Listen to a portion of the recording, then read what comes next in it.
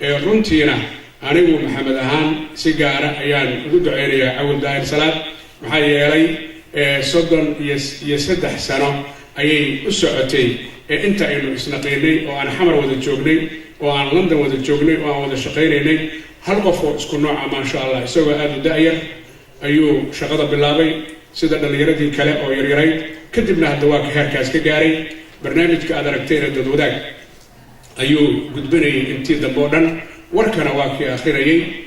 barnaamijkaas waa ka fadhiisanay madaxda Universal Engineer Ahmed iyo Xamduuni iyo Cabdullaahi aniguba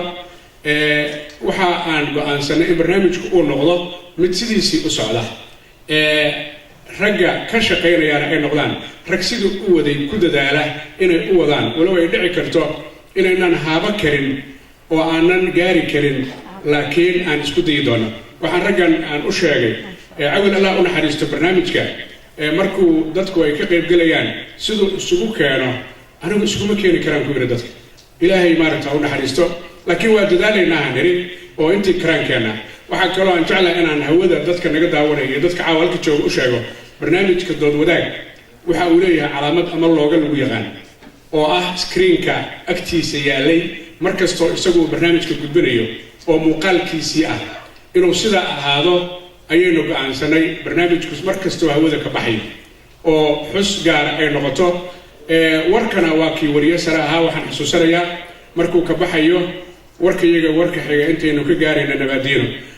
waxaan si gaar ah isna u tacsiideeyaa saaxiibkay Cabdirashiid Maxamed Nuur Rashka oo marna wariyaa marna farsamayaqaan ninka imika quraanka akhrinayay sabti walba London asaga farsamayaqaan oo ahaa cameraman oo warka ay wada sameyn jireen xusuus gaar ah ay u tahay walaalkii inuu u duceeyo oo maaragtay wax badan ka bartay oo wanaaga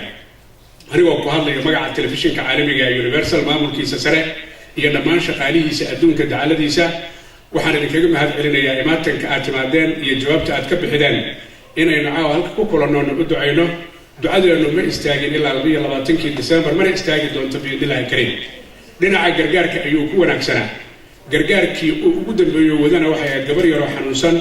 oo xanuunka kansarka qabtay oo ay ahayd in lala tacaalo Ilaahay baa daawada haya isagoo u balansan berri oo kale in arrinkaas laga hadlo cidda ay qusayday ayuu maalintiiba geeriyooday laakiin haddana raggii la joogay nasiib wanaag way dadaaleen oo gabadhii halkii loo rabay ayay joogtaa aan u duceyno Turkiga joogtaa Ilaahay inuu caafimaad buuxa oo taam siiyo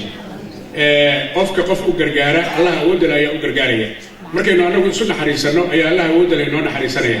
aynu noqono inaynu u duceyno mar walba inaynu sadaqa u dhiibno mar walba لأنها قفك كادم تو ولالكايا أما والدكايا أما قف صاحبة أما أهلا أما مارك تدرسة صدقة أن ديبنو ويجاريسا مركي جارتو لو شيء يا قفكي أيضا قبوره وكجرو أي لو شيء وعلى ليه وحي كاسو جارت قفكاس أما ويلكيسي أما جبديسي أما حاسس أما ولالكي ولو شيء مرك قفكاس فرحت أي أنو قنا أودريمو إن يقدك سو كجرو دنتي صدقة لو بحي أي جارتو إلهي ونحرستو marka aanu sadaqada ku dadaalno waanu badsan qof walba qofku ka sadaqa badan yahay waa ka nuur badan yahay guryaha sadaqada laga bixiyaa waa nuur badan yihiin waxa Ilaahay ku siiyay waxna laha waxna dhiibo hadal badan halkan ma jira caawa intiina ilaahanaysa iyo intiina kale caawa halka joogta walaalkeen waa u duceynaynaa Cawil Daahir Salaad iyo ragga kale la dhintay Allah u naxariistaan leenahay kitaabkoodana gacanta midinta Allah ka siiyo jannada firdawsana Allah ka waraabiyo dadaaladii uu waday iyo gargaarkii arrimaheena inaynu sii wadno ubadkiisu waa ubadkeeni waa booqanay waa isaragnay waan duceynaynaa ama joogaan London ama ha ka maqnaadaan oo meel kale ha joogaan dabcan barnaamijkii lagu dhigay magaalada Muqdisho ay ka qayb galeen dadka kala duwan